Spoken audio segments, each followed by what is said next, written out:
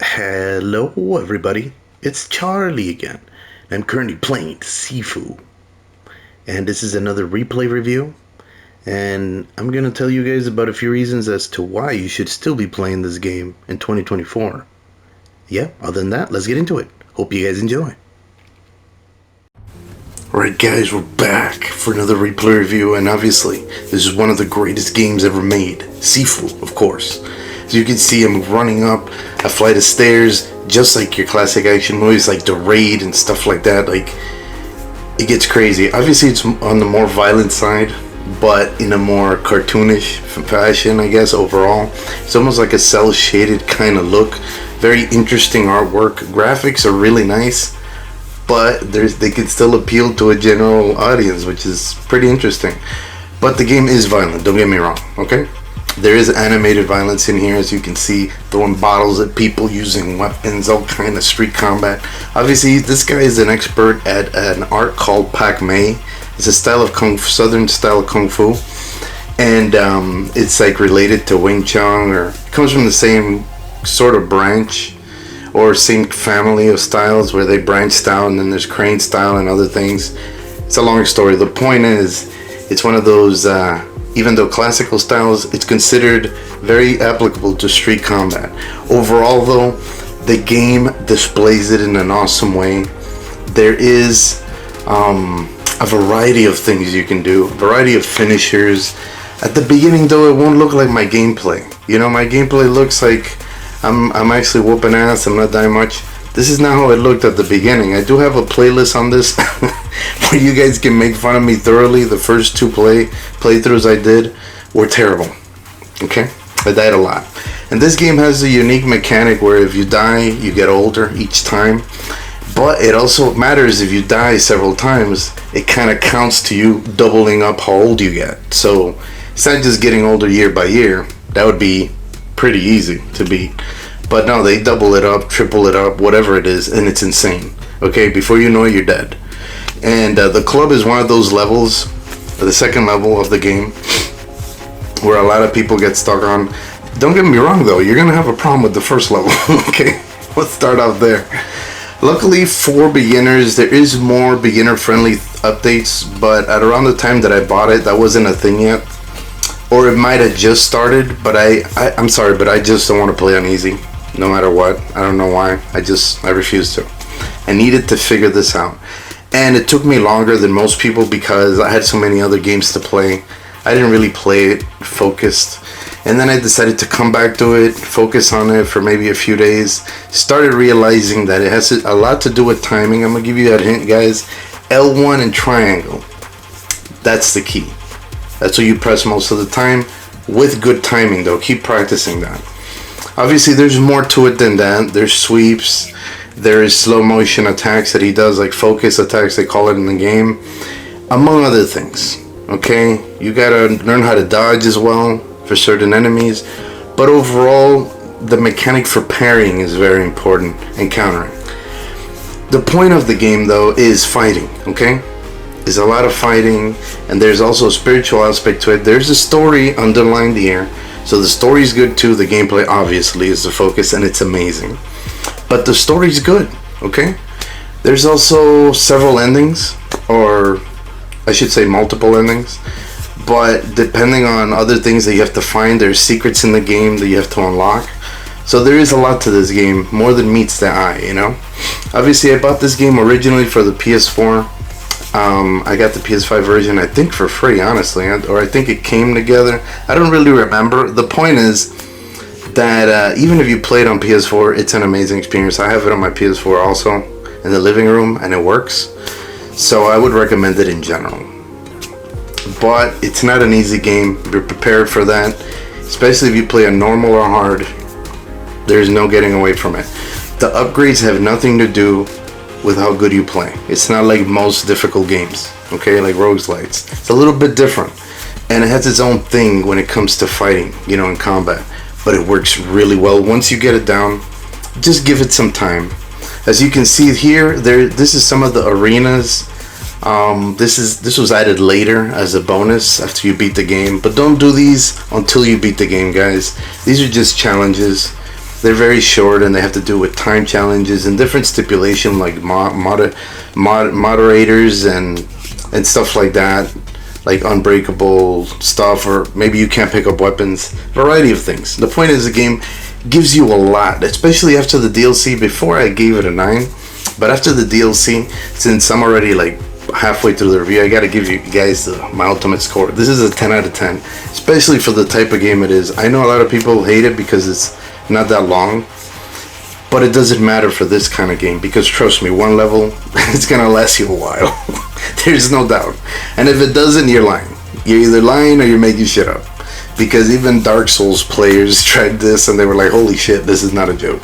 Because in Dark Souls, I play Dark Souls, and it's one strike here, one strike there. As long as you master the movement, you get upgrades, you get a nice build, you can get through the game, right? This game doesn't work like that. You either learn how to play or you don't. You better learn how to play well, you know? That's all I'm gonna say. When you get attacked by multiple opponents with weapons and it just gets fucking crazy kung fu shit on you, you know what I'm saying? It'll remind you of the flow of things. There's a certain flow to the game. That's what I'd like to say about it. But you see, that's one of the focus attacks that does get you out of trouble depending on what you're doing. But you can't just overuse moves. It just does not work like that, okay? I tried it. Classic style as a gamer. Oh, I'm just gonna do this. I'll just spam these moves. No. Believe it or not, the AI isn't dumb, okay? They know how to fight. Each of these guys feels like a mini boss.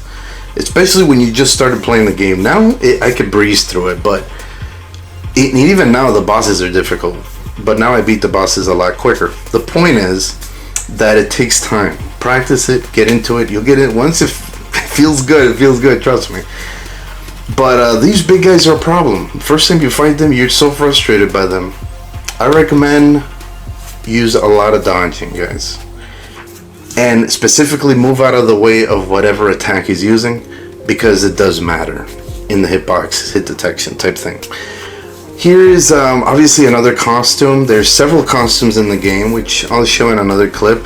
I don't have all of them. These are pertaining to challenges and stuff. I am about to platinum the game, though. I have 4 platinums left. 4 trophies left. And I'm almost there. But there's one specific one that's going to be a problem, which is beat the last boss, or beat the whole game with 25 years of age. And, you know, that's tough. That's real tough. But I'm doing my best, and hopefully I'll make a platinum video about it. I'm very proud. I wanted to do it for the review, but whatever. Anyways, there's a hub here. And in the hub, it's basically his dojo, okay? I don't want to spoil the story in any way, so I'm trying not to. But it's a dojo, and you basically there's a cabinet where you open it, and there's other costumes. Obviously, I've unlocked some by accident, honestly. I was just playing the game and enjoying myself, and it just said challenge unlocked, and I got another. This is the one you get when you get all the talismans. That'll be explained to you in the game. I don't want to spoil it. Here's a picture of the original Sifu. It's a shrine. This gives you bits and pieces of the story that you collect around. This is part of the whole secrets thing in the game. I was able to go through it and unlock all of them because I just really started enjoying it, and I learned how to play, basically, so it made it not too bad. Skill tree. This thing is interesting because you don't want to focus on doing these moves only. You got to combine them with everything you learned. And obviously, this is the talisman, or the keychain thing that helps him every time he dies. He comes back to life type of thing. So that's the interesting mechanic about it. The arenas are a good extra when you're done with the game, but like I said, do not do the arenas before finishing the game. It's very important. One, they're gonna be super difficult for you, okay, if you don't know what you're doing. But 2, and please don't use easy. I know that it's very tempting, but trust me, this game gives you that rewarding feeling when you get those, you know, you went through that whole level without dying type of thing. You know, it gives you that rewarding feeling. I know not everybody's that kind of gamer, and trust me, I'm originally not. I don't give a shit about that shit. But for this specific game, this is focused on martial arts, and I like martial arts stuff. I would say this is like one of the best martial arts games you could ever play. Okay, and it does deserve that 10 out of 10. It's actually the shortest game I've ever gave a 10 out of 10 to. But it's only short in length, but not in the problems you're gonna have. Okay?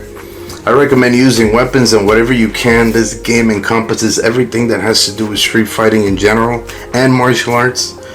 And you'll learn how to combine things as you're moving. There's breakable environments that make it even more fun, you know. And different enemy types also. There's kickboxers, there's more flippy type XMA fighters, you know, extreme martial arts fighters that do flip kicks and shit, Taekwondo style. And then there's judo guys that like to grab and throw you on the ground and maybe MMA style you. And it's just a variety of things. There's also, you know, people that you can tell are more kung fu based or more weapons based, and they pose more of a threat, you know. But there's really nothing but greatness in this game. I hope that they make more of these games, guys. I don't know if they're gonna do a part 2 because it's hard to explain the story. I don't want to spoil it, but the point is that I want more of this, you know. And yes, the arenas is a lot. Trust me, they added 100 and they added about 100. I think it's crazy. But once you're done with that, you're gonna want more. This is just one of those games that's very addicting. And Slowcap just needs to either make another game that's better than this, because Absolver was nowhere near as good as this. So I'm sure that whatever they're working on, it's gonna be amazing. I'm positive, okay? Because they really knocked it out of the park with this. This is one of the best fighting mechanics I've ever seen in my life, because it gives you just the right challenge that you need. You never feel like you can't overcome it. You don't feel like it's being unfair. You feel like, I fucked up here, I can get better here, type of situation, right? And there is scenarios like this in the arenas as well, guys. Remember the movie, I think it's called The Master, and it's based on Wing Chun. You know, it's basically another version of Ip Man when he's older. He's wearing a hat and he's in the rain fighting. They also have Neo style Matrix Hit, but that's all I'm gonna tell you guys. These are the beginning arenas, so it doesn't matter. There's many more. The point is that Kung Fu outfits, gameplay, graphics, the way the levels are made, the bosses are worth fighting. They feel like it's a real challenge, but not in an unfair way. They have focus moves. They have just a variety of martial arts moves, obviously pertaining to this specific style, but this style is pretty interesting when you watch it, you know. I don't know how effective it is in real life. I've never studied it. But I think in one of the videos I let you guys know that I did have an instructor that did study it, but he didn't teach it. Because he wasn't proficient in it. But he did learn a lot of it. I think his main style was Wing Chun, so. The point is that the way this looks is very cinematic. And it looks like the fights sometimes, if you get the right flow, they kind of look like a choreographed martial arts movie, you know, with a mix of like crazy violence like The Raid and movies like that, you know. Or you guys remember a movie called Unleashed by Jet Li, where they're fighting in the pit? That kind of shit, where you just get they try to destroy you. But here's the last part of the video. As you can see, I've unlocked all the levels, all the secrets are the keys on the bottom. And there's also cheats, moderators. The cheats and moderators do not let you get trophies, so don't use those. But yeah, guys, 10 out of 10. And I'm gonna go ahead and end it right here. I do hope you guys enjoyed. Please like and subscribe when you get a chance. And like I always say, go game.